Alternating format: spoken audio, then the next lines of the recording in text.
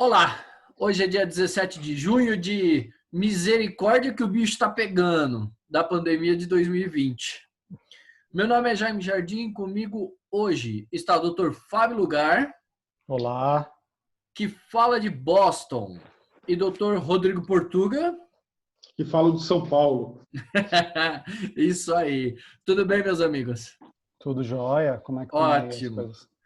ótimo. Somos biólogos, cientistas, portanto, e hoje discutiremos alunos de graduação e alunos de pós-graduação, em todos os seus aspectos possíveis aí. Como é que a carreira acadêmica ela é organizada em termos do olhar do aluno. Só para que todos saibam, somos aí biólogos, como foi dito, todos somos mestres. Eu estou terminando o doutorado e o colega doutor Portuga, já docente da Universidade Federal do Vale Dos do vales, Jequitinhonha Jequitinhonha e Mucuri, e Mucuri. Falei. UFVJI. Tudo bem, meus queridos? Vamos lá? Opa, Bora! eu acho que eu posso começar, né? Por favor. Eu vou comentar algumas ideias aqui que vão servir até, podem servir como orientação para os alunos que pretendem, quiserem seguir a carreira acadêmica, a carreira científica, a carreira reflexiva dentro das universidades e instituições, né? Então, eu acho que um grande ponto aqui, só lembrar um ponto, a gente tinha comentado algumas lives atrás, acho que 2, 3 lives atrás, quem comanda não, fiscaliza e coordena as atividades acadêmicas enquanto cursos é a CAPES, né, que é a Coordenação de Aperfeiçoamento de Pessoal em Ensino Superior. Desde os anos 60 ela tem anos 60 e 70 ela tem essa atividade, né? Então, muito da política aqui, a política, quando a gente fala em política acadêmica brasileira, ela passa invariavelmente pela CAPES e marginalmente, quando eu digo marginalmente não, ela é pouco importante, mas por outras ações do MEC, Ministério da Educação, e do MCT, que agora não, ele ainda está separado, que é o Ministério de Ciência e Tecnologia. Tá? Então, são duas unidades que comandam ou sugerem atividades. No CAPES é que aplica de fato, né? Ela é mais aplicante das ideias. E aí eu acho que é interessante lembrar, a gente sempre imagina que a vida acadêmica começa durante a graduação, que você tem a ideia de seguir a sua carreira acadêmica dentro do mestrado e doutorado, mas isso mudou bastante, a ideia é a mesma, mas mudou bastante nos anos 80, principalmente no final dos anos 90 para cá. Até os anos 80, ou até os anos 90, na verdade, mestrado era algo que você fazia um tempo relativamente longo, existe mestrado de 5 anos, que é um tempo realmente longo, e tem doutorados que eu sei de doutorados que chegaram a ter 10 anos ou 9 anos para o cara terminar o doutorado, né? E o Fábio até sabe quem é a pessoa, a gente Não, sabe que algumas sim. pessoas era normal, não é demeritou, não tem demérito isso, né? Então, a partir dos anos 90, 2000, entendeu-se que, olha, não dá para ficar tanto tempo. Se a gente vai colocar dinheiro em termos de eficiência dos programas de pós-graduação e o que aconteceu, os programas de pós-graduação começaram a subir em termos de número, subir o número de programas de pós-graduação, em termos de qualidade, não cabia mais ficar tanto tempo, né, dentro do programa de pós-graduação. Isso tem prós e contras, a gente pode discutir isso depois. Eu pus um termo aqui que é a bifurcação da formação acadêmica universitária. Por que isso?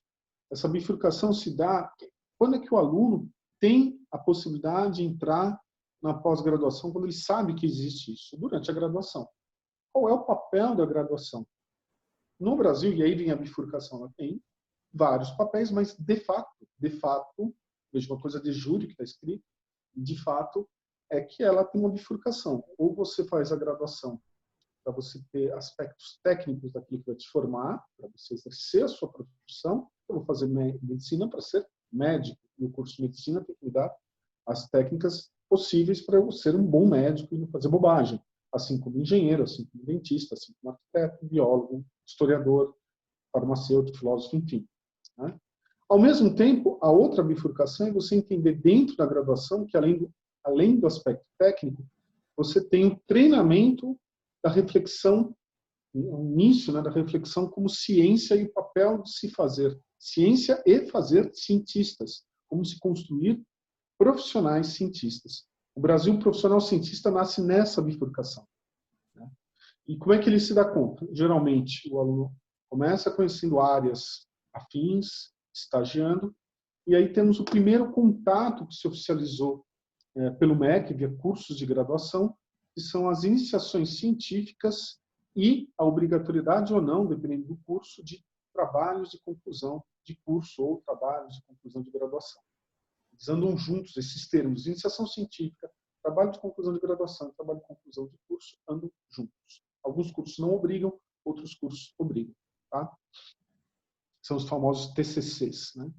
E a ideia do TCC é você dar esse aspecto de treinar uma parte técnica do seu conhecimento que você tem durante a sua graduação, mas principalmente, e é o que acaba acontecendo de fato, iniciar a vida do estudante na ciência, na academia, no processo de se fazer ciência.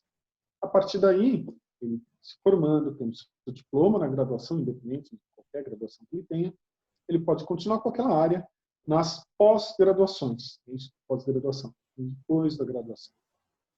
Então, nós vamos ter, tradicionalmente, a gente já comentou os vários tipos de pós-graduação, lá do senso, mas eu vou focar aqui nos termos mais conhecidos nos últimos anos, pelo menos nos últimos 10 anos. Né?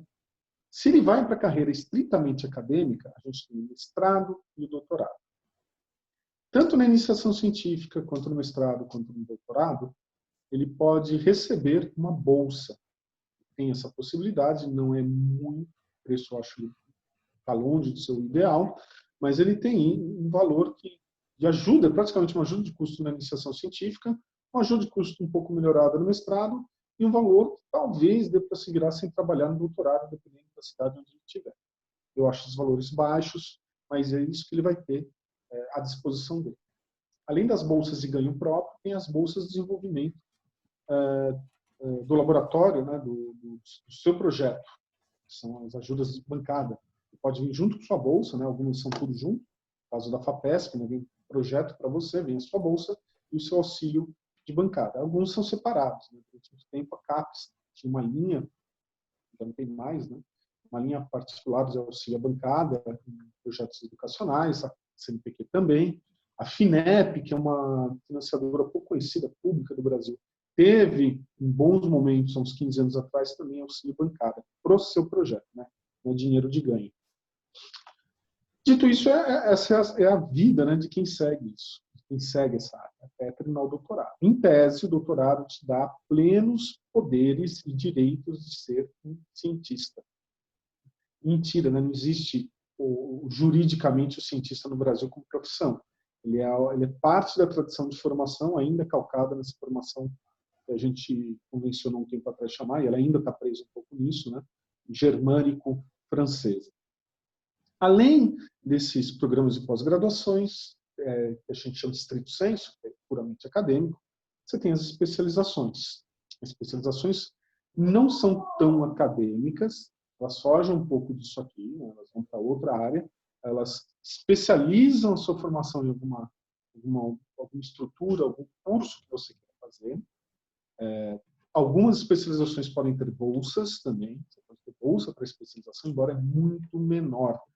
Bolsa de auxílio bancário para especialização não rola, não tem essa linha de entrada. Entre as especializações, acho que a mais conhecida aqui, assim, popularizou o termo, né? São as MBAs, são os Master in Business and Administration. É um termo que vem dos Estados Unidos. No Brasil, o MBA não é acadêmico, ele é uma especialização. Embora ele tenha o nome Master in Business and Administration, você não tem título, você não é titulado como mestre ou doutor. O que acontece? Você tem mestrado e doutorado. Okay? O MBA é uma especialização voltada para o mercado de trabalho administrativo e sub-áreas. Administração junto com engenharia, administração junto com agronegócios, tem tudo isso. Tem várias MBAs possíveis. Ele é uma ideia legal que vem do perfil norte-americano Aqui no Brasil mudou um pouco, nos Estados Unidos tem valor de mestrado, nós não temos, mas que é tentar pegar a especialização e misturar com o que você está fazendo e já aplicar na hora. Né? Eu não sei como está a qualidade disso, em termos de qualidade, né? Como é avaliar as MBAs no Brasil. Não sei. Já vi avaliações, mas não sei se é oficial. Eu acho que nem é pela CAPES essas avaliações que eu vi atrás. São por empresas à parte. Né? E, ultimamente, tem discutido, e eu sou super a favor, sou favorável mesmo, a presença dos mestrados profissionalizantes, que é o que o MBA nos Estados Unidos é, como outros tipos de mestrado. O mestrado profissionalizante vai surgir uma portaria da CAPES, portaria 47, se não me engano, de 1995, onde eles entendem que existe mestrado, doutorado e o mestrado profissionalizante. Aquela portaria ficou vazia, ela foi uma portaria, ninguém utilizou ela. Ela ficou, o termo técnico no mundo público é esse mesmo, ficou vazio, ninguém aplicou aquilo. Aí a FGV, no começo de 2000, começou a entender, falou, dá para fazer mestrado profissionalizante sim, começaram a fazer os primeiros projetos, de fato, de mestrado profissionalizante. Qual a diferença? Ele é uma pós-graduação de stricto sensu, em que você faz suas disciplinas, você tem um projeto, e esse projeto ele é de aplicação rápida, ligado geralmente a empresas ou outros institutos de pesquisa. Então, por que ele é importante? Ele é importante porque ele tira o peso do mestrado acadêmico tradicional, de ser avaliado da mesma forma, tem que publicar um monte de artigo. O mestrado profissionalizante não precisa publicar, ele tem que aplicar. E aplicar é mais rápido que publicar. A gente sabe disso. E é preciso, é necessário. Existem áreas que necessitam disso. Mais ou menos na época da Dilma, as normativas de mestrado profissionalizante começaram a sair e em 2018, 2019, saíram as primeiras normativas para o ambiente público, né? Mestrado profissionalizante em universidades federais. Entre eles tem críticas, ok, a gente não vai discutir isso aqui, nem temos esse tempo. Mas uma das ideias ótimas foram os mestrados profissionalizantes em ensino de áreas. Tem o Prof. Bio, que é o mestrado profissionalizante em ensino de biologia, Prof. História em ensino de história, Prof. Mate em ensino de matemática, Prof. Fis em ensino de física e assim por diante. A ideia é muito boa porque ele vai vai dar uma especialização para você em alguma área, você vai desenvolver um trabalho que é publicável a longo prazo e é aplicável a curto prazo em ambientes, principalmente de escola pública no Brasil. Isso foi para mim, uma das melhores intersecções de uma discussão muito antiga, que ficou enrolada, mas acabou saindo, mesmo nesse conjunto caótico que a gente está, acho que foi até uma boas notícias. A Prof. Bio foi aprovada em 2018 para 2019, a Prof. História foi aprovada agora, a Prof. Sociologia foi aprovada agora, tem o mesmo esquema, tem a mesma ideia. A diferença é que ele não é posta pelas universidades, ele é aplicado diretamente pela CAPES e MEC, conjuntamente, e redistribui numa rede entre as universidades. Né? E esse é o cenário que a gente tem agora. Okay? Muitos programas de pós, começando a abrir novas ideias de como organizar essas pós-graduações e paramos aqui. Agora, temos uma pandemia que não sei o que vai acontecer aqui. Interessante você falar sobre isso, mas me surgiu, Fábio, se você me permite fazer uma pergunta, Não, coisa bem rápida. Você falou sobre a questão da pós-profissionalizante, certo? Sim. Ok. Tem alguma relação com o Futurice? Ele serviu como estrutura para geração dessa ideia que foi, enfim, faliu na mão do atual ministro da Educação, mas ele teve alguma relação? Assim, no Futurice não tem nada falando sobre isso. Você lê o Futurice 1 e o Futurice 2, não tem nada dizendo especificamente sobre o mestrado profissionalizante, Sem contar que sem contar que nós já havíamos falado sobre Futurice nas lives anteriores. Exatamente, okay. Acho que 2 lives atrás. Né? E foi bem positivo, inclusive, essa conversa. Mas não tem nada escrito. Se existe uma ideia ou ideológica ou de caminho, né, traçado pelo atual ministério, não está claro para mim, não. Porque você está falando sobre a questão da pós-profissionalizante, né? O que acontece é que a CAPES tem uma certa liberdade de tomar algumas decisões. Por exemplo, isso é uma decisão da CAPES. Entendeu? Ela tem essa liberdade, apesar do MEC, ou independente do MEC, ou talvez a favor do MEC. Então você está falando que existe um caminho adjacente ao MEC ali, uma coisa meio... Por isso que eu te falei a importância da CAPES. Ela é importante nisso. A ideia para aplicar vem pela CAPES. Mesmo que a sim, MEC tenha, a CAPES tem que aplicar. Ela que avalia, ela que dá nota para os programas de pós-graduações. entendi. Lugar, o que que você traz para nós? Eu tinha mais alguns comentários gerais, assim, e eu queria primeiro pegar um ponto que o Portuga levantou, que eu acho bem interessante, essa a questão dos mestrados profissionalizantes no Brasil, que eles parecem, assim, meio de longe, quer dizer, eles obviamente parecem inspirados no sistema americano, né? Mas eles parecem mais naturalmente se encaixar no contexto aqui, mas eu acho que eles podem ter um papel transformador interessante no Brasil, porque que nem a gente já tinha comentado antes outras vezes, aqui a graduação é um pouco diferente, né? O estilo da graduação. Você não tem uma área muito fechada, ela é mais aberta, você tem mais liberdade para você escolher o seu currículo e o seu, vamos dizer assim, o seu diploma reflete isso, né? Você não sai com um trabalho, né? Por assim dizer, uma carreira meio que fechada. Você não sai engenheiro, mas você tem a possibilidade, obviamente, de depois seguir os seus estudos, ainda mais quando é uma área que requer esse tipo de especialização. E me parece que os mestrados profissionalizantes, eles meio que fazem esse papel, que eu acho que ele é benéfico, porque, não sei, isso é a minha opinião. Eu acho que aluno quando você é aluno, né, quando você entra na faculdade, você é muito novo, né? E eu acho que para você decidir alguma coisa assim, muito a longo prazo, alguma coisa que você realmente requer especialização, aos 18 anos, eu acho meio um pouco forçado, né? Talvez cruel, né? Um pouco cruel, talvez, né? E a possibilidade de você ter graduações mais abertas, como é o sistema americano, e depois possibilidade de fazer especializações, ainda mais com especializações técnicas, né? Eu acho muito interessante, que permite flexibilidade na hora do aprendizado, né? Na hora da formação, a pessoa pode ir para a faculdade e ter uma formação boa, porém um pouco mais ampla, e daí depois, quando você tem aí uma carreira, sabe, fechada em algum tipo de sei lá, carreira que necessita algum ensino mais técnico, mais focado, você poderia ter a possibilidade de continuar esses estudos e ir para essa área. Porque pode ser que você não precise, né? Tem áreas que você não precisa de uma formação tão completa, né? Obviamente, assim, formação, de novo, em engenharia, em medicina, essas áreas, e ciência, né, também, você requer muitos anos de estudo, muito mais anos de estudo, às vezes para fazer alguma outra área que você só está em busca de diploma, ou ensino superior, alguma coisa assim, tipo uma formação mais de, sei lá, exercitar o pensamento racional, esse tipo de coisa, que não é inútil, né? Que fique claro, mas não é, obviamente, um treinamento, né? Não é que você está aprendendo aí ferramentas que vão ser aplicadas em um contexto muito específico. Então, esses cursos podem ser realizados de forma mais rápida e liberariam as pessoas para a área para a vida, né, de trabalho mais rápido. Eu acho que, no final das contas, todo mundo acaba ganhando, ainda mais e ainda mais permite você ter esse pipeline, né, uma rota dentro da academia, dentro da universidade, para gerar mão de obra extremamente especializada, porque essa rota hoje em dia ela passa pela graduação, que às vezes são graduações longas, ou pela pós-graduação, né?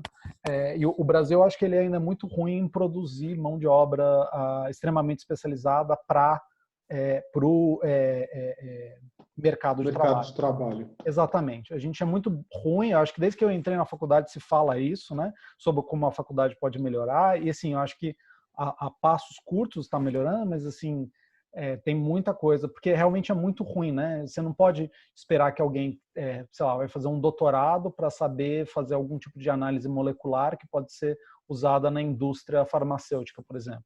Não precisa também, né? Você não precisa ter um doutorado para fazer isso. Você precisa aprender a parte técnica. Obviamente, o doutorado vai te dar várias coisas muito interessantes, né, em termos de pensamento crítico e tudo mais. Assim, mas se você não quer entrar na ciência, às vezes é um trabalho assim hercúleo para um retorno muito pequeno no futuro. Eu acho que a gente, como academia, como sociedade, tem que realmente pensar nessas outras alternativas exatamente para ter uma indústria mais forte, ter tipo um mercado de trabalho mais diversificado, esse tipo de coisa que eu acho que todo mundo acaba ganhando, né? Mas assim, outra coisa mais geral que eu queria comentar é o lado oposto, né? Não exatamente pela área de mercado profissionalizante, né, na área por exemplo, para o mercado de trabalho, mas sim para a academia especificamente. Que eu acho que muitas vezes fica deixado de lado essa visão de que a gente vê porque a gente tem as pós-graduações, elas são consideradas, de novo, como extensões do nosso ensino, que de certa forma elas são, mas elas têm um papel muito especial e até de certa forma também a graduação, né, a pessoa que está fazendo a iniciação científica, essas pessoas têm um papel dual, eu imagino, eu diria, né, na universidade. Por um lado, elas são estudantes, né, um estudante de graduação, obviamente estudante, um estudante de mestrado, um estudante de doutorado, um estudante, no sentido que eles estão aprendendo coisas, né? A partir do momento que você vai aumentando vamos dizer, a graduação, né? Tipo, você passa da graduação para o mestrado, para o doutorado, essas coisas vão se modificando aí, os pesos das coisas. Mas, por um lado, elas são estudantes, mas, por outro lado, elas também são trabalhadores, né? Acho que bem explicitamente, mão de obra da ciência. E eu acho que esse tipo de noção é perdido, muitas vezes, para os alunos, para os professores e para a sociedade de maneira geral. Que nem o Portugal comentou, né?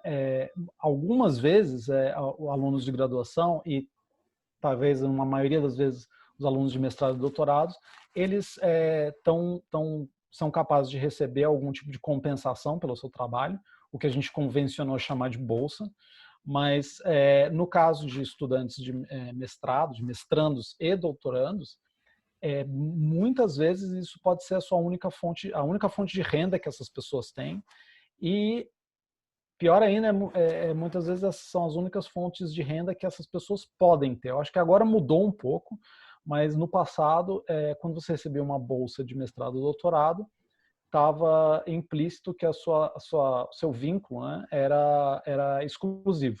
Então, você não poderia ter nenhum outro tipo de trabalho enquanto você tinha essa bolsa. E, de maneira geral, a sociedade, quando olha esse tipo de coisa, né, vê bolsas, né, eles entendem que bolsa é uma coisa que você dá para uma pessoa, obviamente por mérito, mas não é uma compensação por um trabalho que essas pessoas estão exercendo. O que não é verdade, né, na academia. A maior parte dos trabalhos na academia, isso em todo mundo, né, é baseado no trabalho que é feito por pós-graduandos, né? São os pós-graduandos que produzem os dados, e muitas vezes, quando não são eles que assinam como primeiros autores, eles estão envolvidos, né, em vários níveis dessa pesquisa. Então,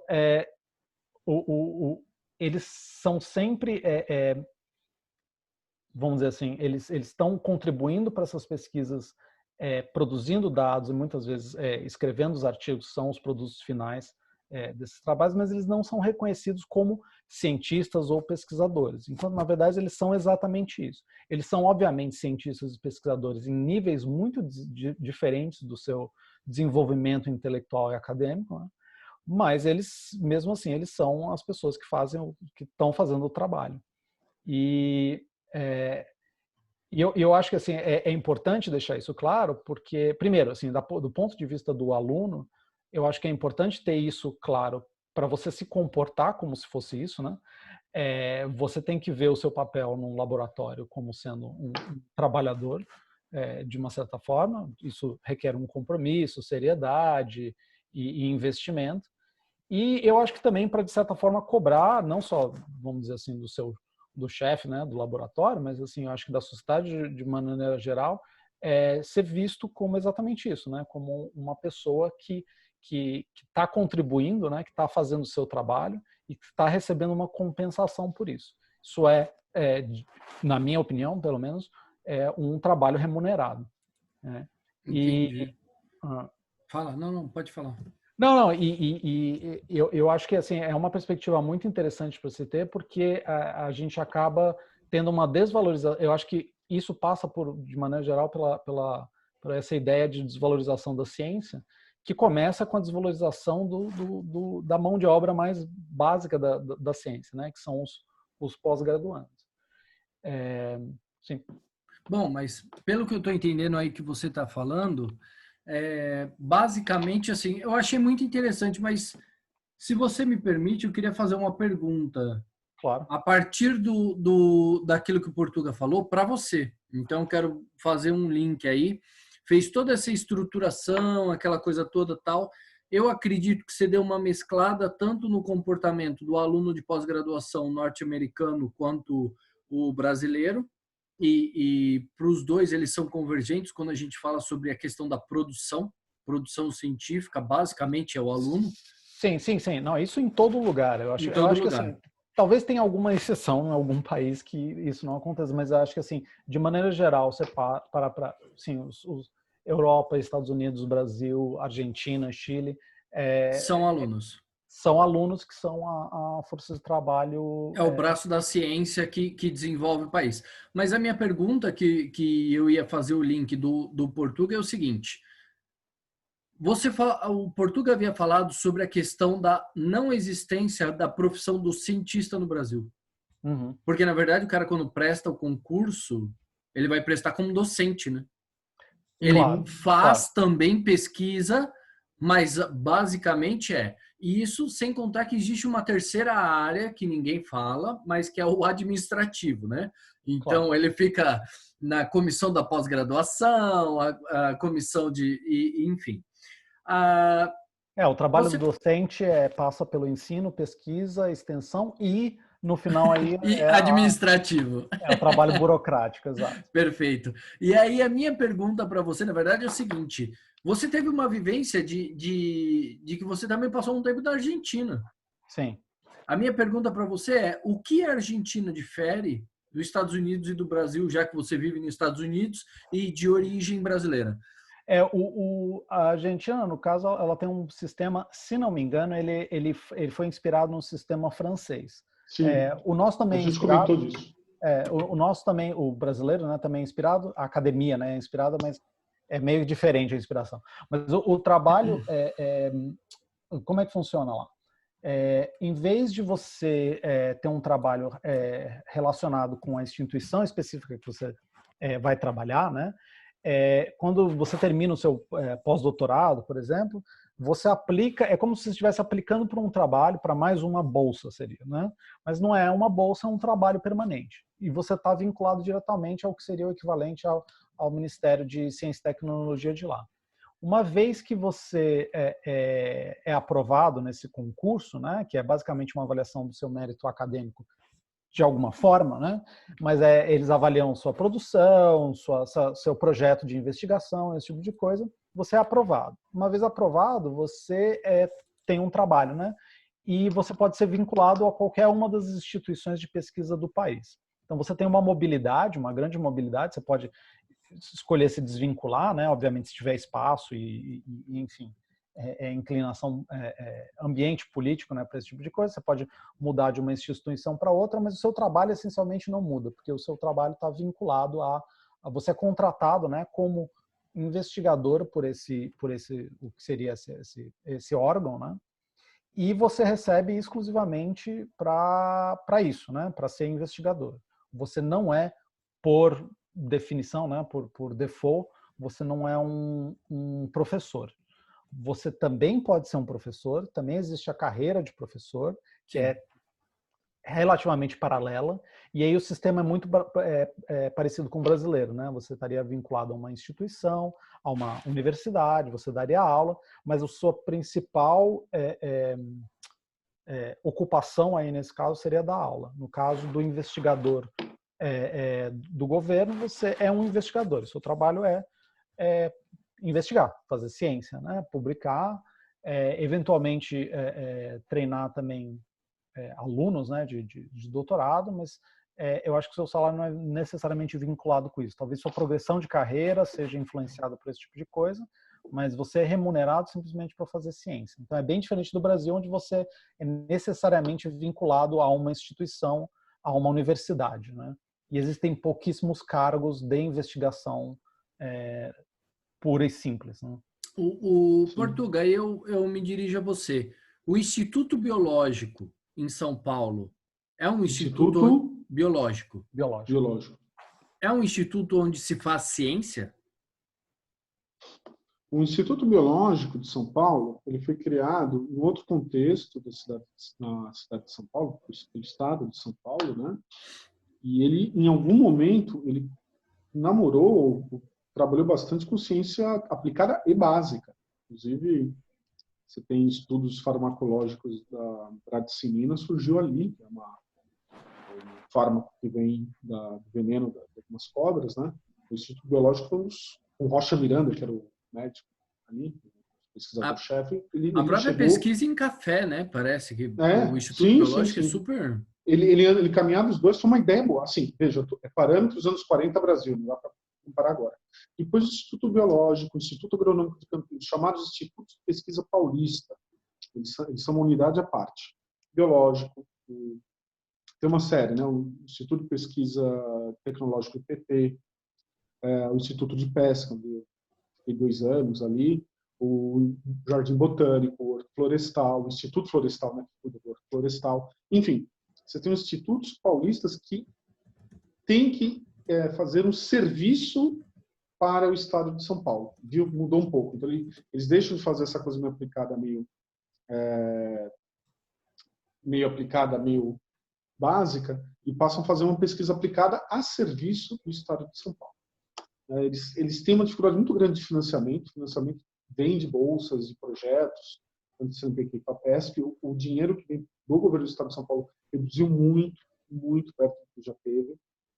Aumentou o número de profissionais, mas diminuiu o dinheiro. Isso não é legal, isso não dá certo. Né? O Instituto de Pesca está sofrendo com isso e tal. O Brasil tem isso no nível federal também. Né? O Brasil tem Embrapa. Embrapa é um exemplo fantástico de pesquisa aplicada e básica ao mesmo tempo, que aplicada tem resultados e faz parte do histórico de desenvolvimento do agronegócio brasileiro. Se a gente tem um país de commodity hoje, em parte é a Embrapa, e a Embrapa é uma empresa brasileira pública de pesquisa em agrotecnologia, vamos por assim, né? Agronegócios e... Sim. Via de regra, só um comentário, via de regra no Brasil quase não tem pesquisa aplicada que... ou pesquisa, né? Mas vamos falar de aplicada que não venha de instituições públicas também, né? Isso não é verdade necessariamente. Nos Estados Unidos você tem muita pesquisa aplicada em empresas, né? Mas no Brasil não é o caso. Pesquisa aplicada no Brasil é muito... Não, Embrapa é um exemplo tranquilão disso. O melhor exemplo. É um case de sucesso, né? Sim. Você tem um... Fala. Não, desenvolve. Não, eu ia falar que além da Embrapa, você tem outros institutos, outros mais aplicados. Você tem um Instituto de Matemática Pura e Aplicada, com M, né? IMPA, que é fantástico também, tem resultados brilhantes fora do Brasil, ele é considerado top. Ou seja, você tem institutos à parte, que não na universidade, que fazem ciência aplicada e básica ao mesmo tempo, e tá certo. Né?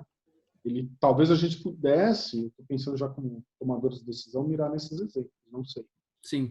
De forma assim, bem rapidamente, em termos de... A gente está falando sobre a questão das localidades, o desenvolvimento e tal, mas agora eu quero voltar um pouquinho para o aluno. Em termos de bolsa, em termos de remuneração, o lugar falou uma coisa interessante: o aluno que entra na pós-graduação, além de ele não poder trabalhar em outra área, a bolsa dele é extremamente restrita. E o Portuga ainda mencionou a questão da taxa de bancada. Então, eu vou pedir para que vocês mencionem rapidamente o que é a taxa de bancada, e se eu fosse hoje pagar um aluno, quando foi a última reajuste que teve, e como eu faria para que isso fosse honesto. Não estou pedindo para que seja demais, mas honesto para aquele que faz a ciência no país. Posso comentar rapidinho, assim, assim, eu não sei, eu não tenho a resposta para isso, assim, mas a última vez que eu lembro de ter olhado isso foi em 2013, quando tiveram os protestos e tudo mais, que começaram com os 20 centavos, e eu lembro de ter comparado o aumento do passe de ônibus, né, com o aumento das bolsas de mestrado e doutorado conferidos pelo governo federal no Brasil. E você conseguia ver que, tipo assim, a taxa de aumento das bolsas, né, era muito inferior, obviamente, ao aumento do passe de ônibus em São Paulo e definitivamente inferior à inflação, né? Então, você tem aí eu lembro que a última vez que eu olhei os números, você tinha uma desvalorização constante dessas bolsas de mestrado e doutorado desde a década de 90. Né? E eu acho que não melhorou muito, não. Tem alguns reajustes pontuais que jogam isso de volta para algum patamar aí relativamente razoável, mas eu posso talvez eu esteja sendo exagerado, mas eu acho que com uma bolsa CAPES ou CNPq em São Paulo, você não vive, pelo menos não sozinho. FAPESP, talvez, com muito esforço, mas com CAPES CNPq você não consegue. Perfeito. Em outros lugares do país, talvez. Então, assim, eu não sei o quanto deveria ser, mas eu imagino que não deva ser o suficiente. Ok. Lugar, olha, Portuga, algum comentário a respeito? Eu acho que eu divido os mesmos anseios e dúvidas do Lugar a respeito do ganho perfeito. É que a FAPESP ele é um pouco fora do padrão da média brasileira. A FAPESP paga melhor do que todas as outras FAPs e bolsas federais, CAPES e CNPq. Então, acaba sendo uma comparação difícil, até um pouco injusta, né? Mas, e aí entre o centro onde você está, né, morando em São Paulo, um doutorado em que te inibe de fazer qualquer outra coisa que você poderia estar ganhando, isso tem que entrar no cálculo que eu não sei fazer, ele é um valor muito baixo pela sua formação e do que você está disposto a fazer. Não perfeito, perfeito. Legal. Senhores, agradeço imensamente a presença de vocês. Está aí um pouco da situação do aluno de pós-graduação e da graduação, passando bem superficialmente aí para que a gente possa ter um gosto aí na nossa discussão. Fábio Lugar, muito obrigado pela sua presença. Valeu. Muito obrigado. Portuga, valeu pela presença. Valeu. Sendo assim, agradeço aos doutores pelas explicações e colaborações. Antes, é necessário a gente dizer que a nossa divulgação dos nossos vídeos estão sendo feitos pelas nossas páginas no Facebook. Então, você que tem interesse em nos acompanhar, vá até a nossa página do Facebook, Fábio Machado, Rodrigo César Marques, Jaime Jardim, e aí você vai ter lá os nossos vídeos. Senhores, um grande abraço a vocês. Até mais. Até mais.